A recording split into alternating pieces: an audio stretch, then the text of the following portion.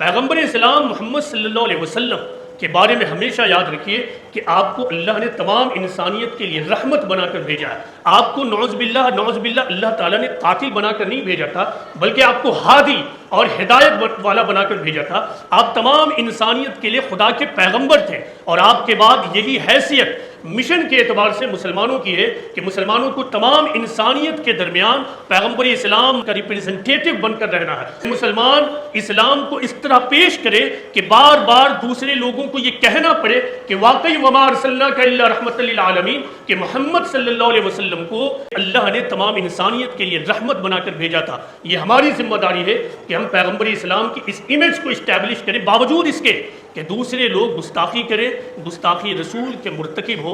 यही गुस्ताखी रसूल के मामले में कुरान और पैगम्बर इस्लाम मोहम्मद सल्लल्लाहु अलैहि वसल्लम की तालीमात है।